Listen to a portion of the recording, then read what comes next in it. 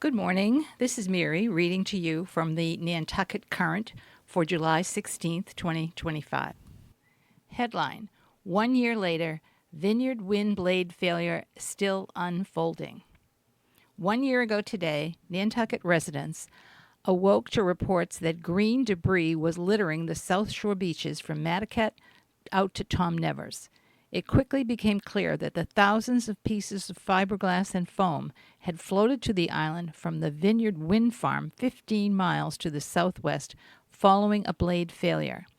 After failing to notify the town about the incident for 48 hours, Vineyard Wind finally acknowledged the situation following the initial reports of debris washing up and dispatched a team to the island to begin the assessment and cleanup. But in those first few hours, it was dangerous pieces of debris from the surf. Despite warnings not to, residents took it upon themselves to gather and dispose of the blade pieces. The incident rapidly became a regional and then national news story as the town announced that all of Nantucket's South Shore beaches were closed to swimmers due to large floating debris and sharp fiberglass shards.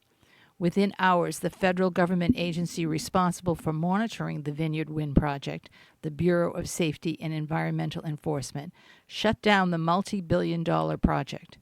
The story of Vineyard Wind's blade failure and the revelations that followed, including the manufacturing deviations and allegations of safety data falsification scheme at a wind turbine plant in Canada, would become the biggest news story of the past year. 12 months later, some parts of the story have concluded, others are still unfolding. The town of Nantucket just announced a $10.5 million settlement from GE Vernova, the manufacturer of the wind turbine blade that failed, that will compensate the island businesses that suffered losses as a result of the blade failure. Although it was not a signatory to the agreement, Vineyard Wind directly benefited from it, as the settlement releases the company from all liability related to the blade failure. Earlier this year, in the waning days of President Joe Biden's administration, BSEE lifted the suspension order for the project with the condition that GE Verona and Vineyard Wind remove more than the 60 defective blades that were already installed at the wind farm. The suspension order was lifted despite the fact that BSEE had not completed its long-promised independent investigation into the blade failure and the cause of the incident. 6 months after Vineyard Wind was allowed to resume construction, and a full year after the blade failure, BSEE has still not completed the investigation. BSEE's comprehensive and independent investigation is ongoing, the spokesman wrote in an email to the Current on Tuesday. There is no timetable for the completion of the investigation, as BSEE focuses on ensuring that the investigation is thorough and complete. In September of 2024, BSEE ordered Vineyard Wind to complete a study evaluating environmental harm caused by the blade failure, but that study, too, has not been completed. The promised aircraft detection lighting system, which was one of the supposed concessions to town received for signing the Good Neighbor Agreement with Vineyard Wind in 2020, also remains incomplete. The system will utilize radar to ensure that the lights at the top of each turbine activate only when an aircraft is close to the wind farm area.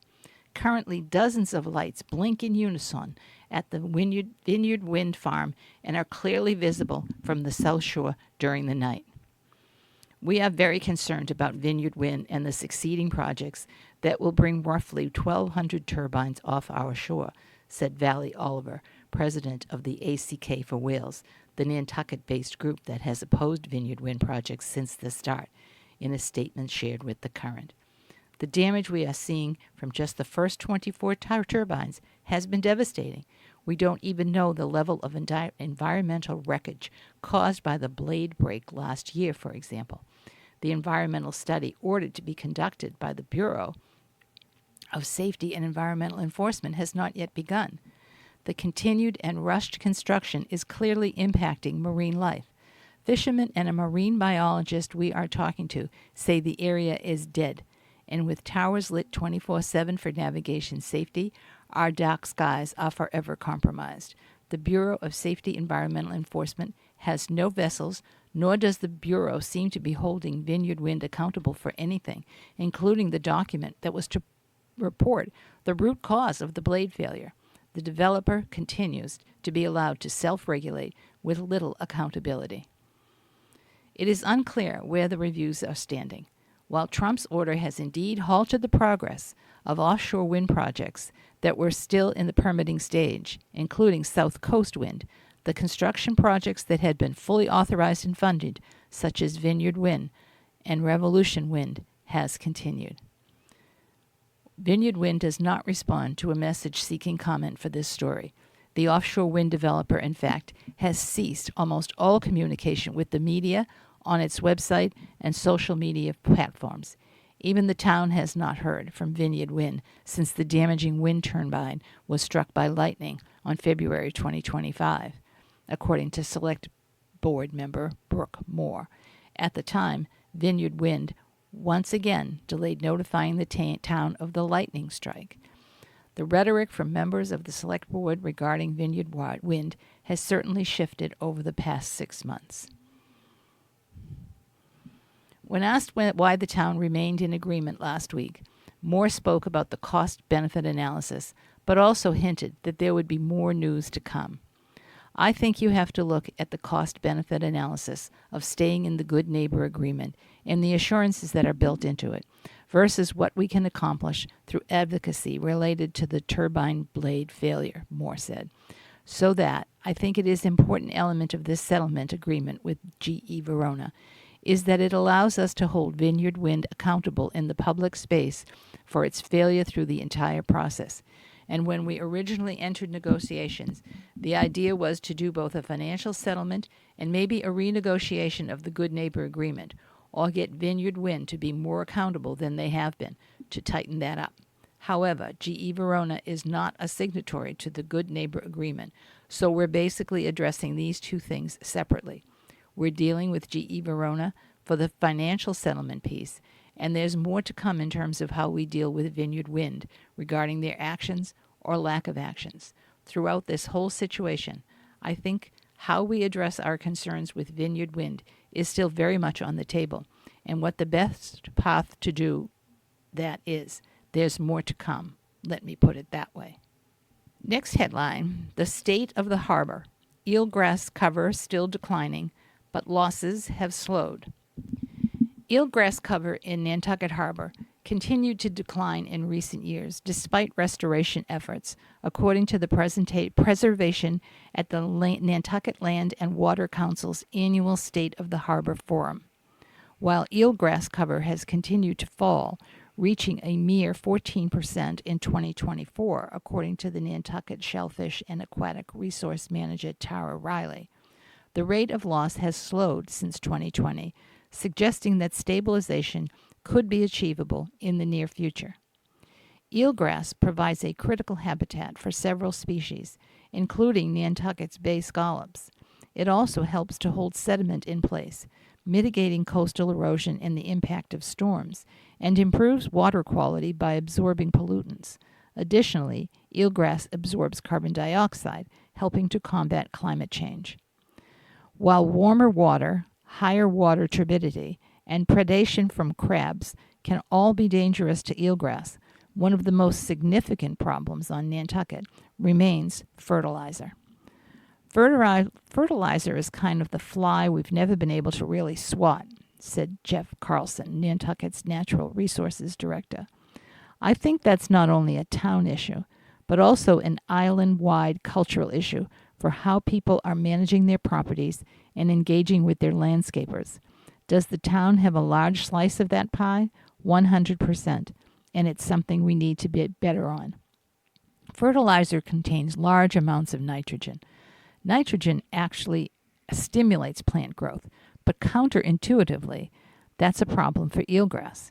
Nitrogen is limiting nutrient for many types of algae, meaning that when nitrogen levels spike, Algae blooms in large quantities, blocking out the sunlight that eelgrass needs and using up all the available oxygen in the water, choking eelgrass in a process known as eutrophication. Historically, Nantucket has struggled to keep fertilizer pollution in check, in part because the state has balked at some of the island's more extreme regulatory efforts.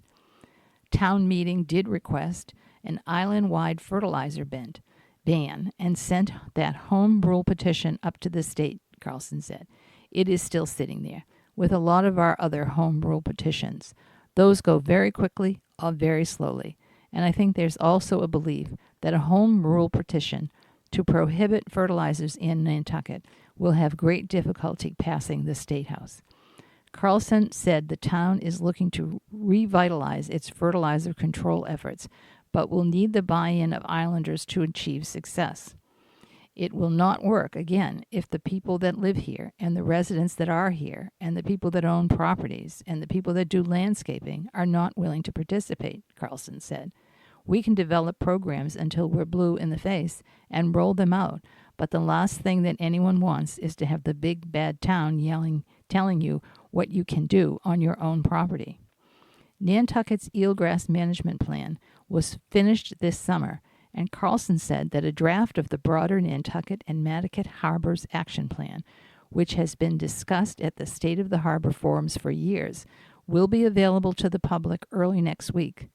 Both plans have recommendations for how to protect eelgrass. This year's State of the Harbor was the 9th annual forum. It was held at the Great Harbor Yacht Club. Our next headline, Buying Affordability. Town prepares to launch new housing deed restriction program. A long-delayed, year-round and affordable housing deed restriction program, first considered by the Available Housing Trust in 2022, is finally close to accepting applications. The pilot program would involve the AHT purchasing deed restrictions on island homes to ensure year-round occupancy by tenants who meet the established income levels for affordability. A draft of the program guidelines, reviewed at the AHT meeting on Tuesday, would require applicants to make less than 240% of the area median income adjusted for household size. It would also cap resale prices on deed-restricted homes. The purpose of this program is to provide housing stability, security, and affordability for people living or working year-round on Nantucket, the guideline read in part.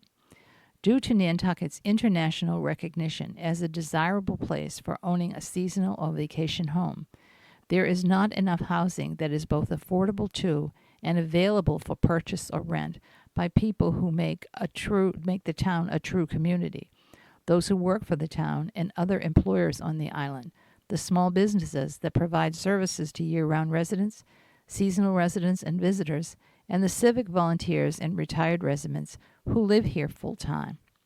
The AHT voted unanimously on Tuesday to approve the program guidelines and authorize staff to work with the Finance Department to begin accepting applications.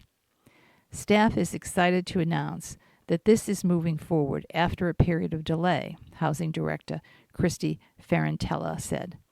We were waiting originally after the Seasonal Communities designation was awarded, and although we're waiting for final guidance from the state, we recommended moving forward with this pilot program to preserve the momentum in the community. The Select Board has already approved $2 million in funding for the pilot program. Housing Nantucket was selected as the monitoring agents for the program and will assist with application intake and review, verifying income qualification, and monitoring and compliance. The Select Board is scheduled to vote on approving the contract with Housing Nantucket at its meeting on July 23rd. At the same meeting, the AHT discussed a potential future program aimed at retaining year-round housing on the island called Rooted Renters. Pioneered by Placemate, Rooted Renters is a counterpart to its Lease to Locals program, where Lease to Locals pays people who are not currently renting their homes year-round to start doing so. Rooted Renters pays people who are already renting year-round to continue doing so. Placemate has already started rooted renters programs in other communities and has been success. At the moment, the AHT is looking into what rooted renters would entail and hasn't authorized a program on island. Our next headline, National Grid delivers extra generators to Nantucket as a precaution. After last year's undersea cable failure, National Grid is taking no chances. While Nantucket's electrical system is currently functioning properly, the utility giant took the precautionary measure of delivering numerous roll-off generators to the island on Monday. The large Agrico units have been set up at National Grid's property on Candle Street in downtown Nantucket, close to the lot used for valet parking. Out of an abundance of caution, we are proactively positioning additional generation assets on the island to ensure continued reliability, said Brendan Moss, National Grid's Director of Strategic Communications and Corporate Affairs in New England. National Grid's electric system is operating normally, and the generator units will be available throughout the summer if needed. Following the failure of one of the island's 2 undersea electric cables in May 2024, which lasted for nearly 2 weeks, National Grid made a similar move to bring 11 generators to Nantucket to ensure that electrical service was maintained for the island. The utility provider's existing electrical backup system for Nantucket includes a 6 megawatt, 400 megawatt hour lithium-ion Tesla system, along with a 15 megawatt generator and power control house at the National Grid's 3-acre property east of the Nantucket Memorial Airport. The company believes that the existing undersea cables and the backup system are sufficient to meet Nantucket's forecasted peak demand. However, the additional generators were delivered this week in case of an unexpected incident or situation, such as adverse weather conditions, transportation issues, or sudden load changes. The island's first 28-mile extension cord to the mainland was installed beneath Nantucket Sound in 1996, when the island's peak electricity usage was just 20 megawatts. The undersea cable installed by National Grid that year ran from Nantucket to Harwich on Cape Cod with a capacity of 36 megawatts. It brought an end to the era in which the island generated its own electricity at the former downtown Nantucket Electric Company power plant along the waterfront that featured 6 massive diesel generators. As Nantucket's electricity usage continued to grow, a second undersea cable was installed in 2006 to meet the demand.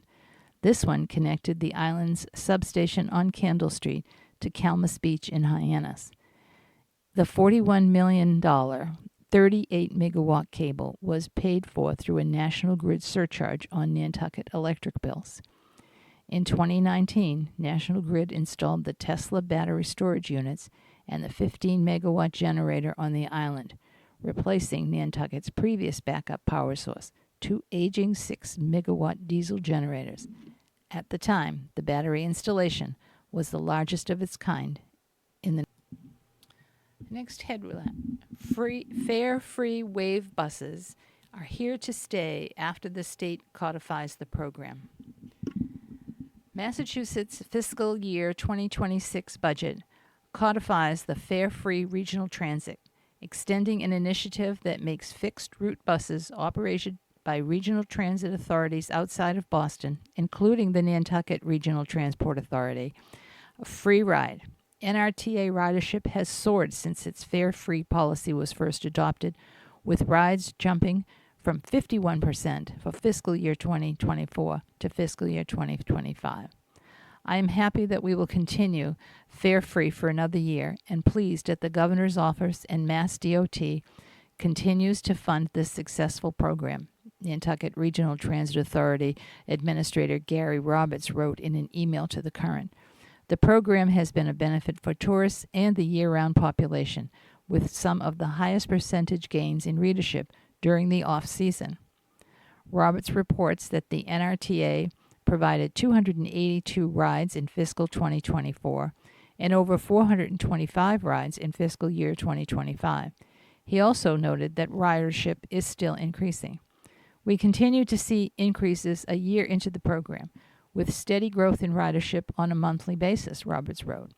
With the continued increase, we have had to add additional vehicles to help with the needed capacity. NRTA continues to upgrade the fleet of buses with 8 battery electric buses now in service and 5 new battery electric vans that will start service in the fall. NRTA leased 5 smaller buses this summer as work progresses on the procurement of larger buses in the future. The surge in NRTA ridership, which is not concentrated solely in the summer months, comes even as Nantucket residents list traffic as one of their top concerns, perhaps suggesting one solution to a seemingly intractable problem. Previously, the state's fare-free ridership program allowed a regional transit authorities to opt out, but now, outside of the Boston area, participation is mandatory, which means budget amounts have to be adjusted to account for the authorities joining the program for the first time. Next headline, Bruce Purcellay, elected chair of the Nantucket Cottage Hospital Board of Trustees. Bruce A. Purcellay has been elected as new chairman of the Nantucket Cottage Hospital Board of Trustees. A longtime supporter and former campaign chair, Purcellay succeeds Craig Mulhauser, whose 5-year term as chair has concluded. Purcellay and his wife Elizabeth have 2 children who were born at Nantucket Cottage Hospital and led its $120 million 3-year capital campaign to build the new hospital on Prospect Street, which was the largest private fundraising effort for the community hospital in the U.S. As chairman, Purcellay helped spearhead the new $50 million campaign to raise funds for employee housing. The project is expected to break ground in 2026. This is a direct correlation between the quality of care the hospital can provide and the availability of housing for medical personnel, Purcellay said. It is essential that the hospital builds sufficient quality housing opportunities to attract and retain the kind of talent we need to deliver the best possible medical care on Nantucket. We have benefited tremendously from Bruce's leadership in the past and are excited that he will now help steer us through both a new campaign and other issues facing the hospital, said Amy Lee, president of Nantucket Cottage Hospital. Mulhauer will continue to serve on the board, guiding a smooth and orderly transition. Craig's steady leadership and deep commitment to our mission have left an indelible mark on Nantucket Cottage Hospital, said Amy Lee.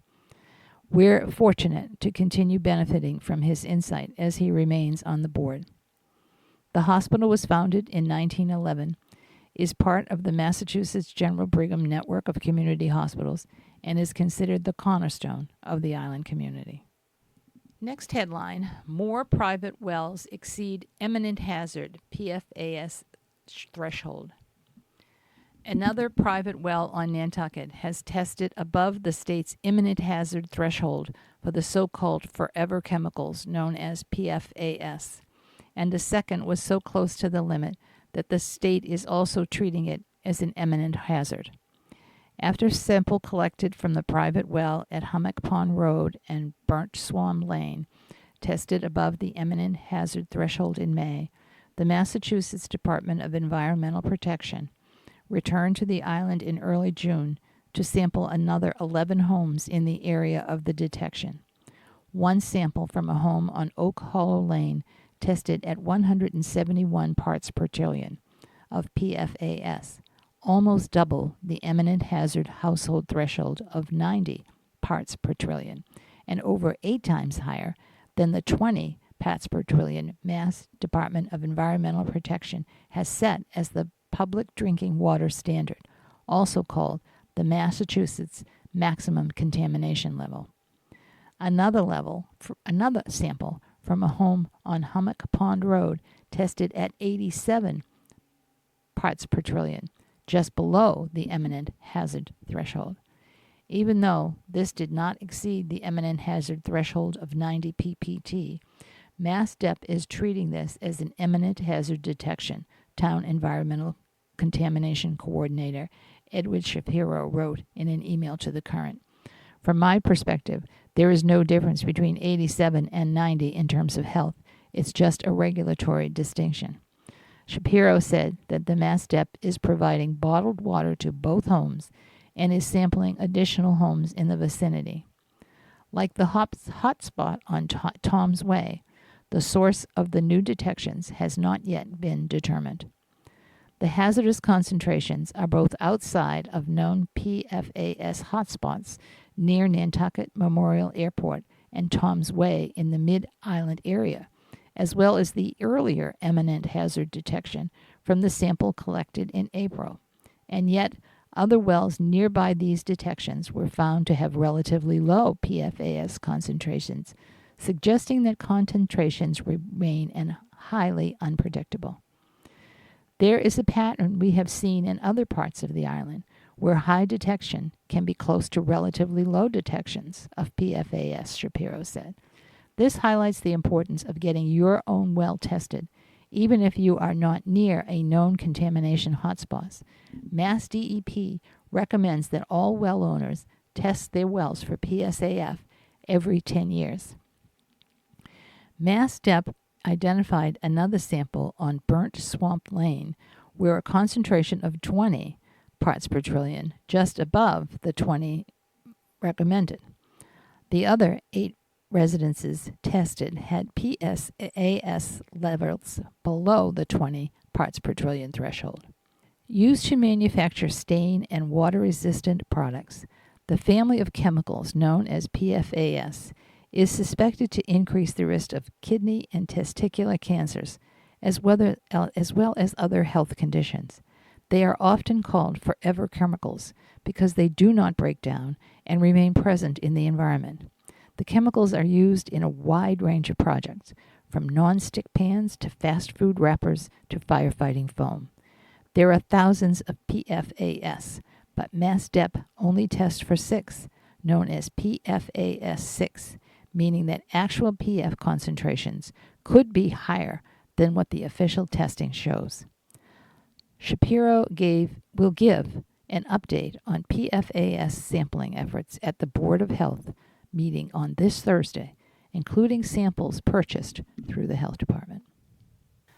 Last headline, the Select Board makes several appointments to FinCom, the Board of Health, and other committees.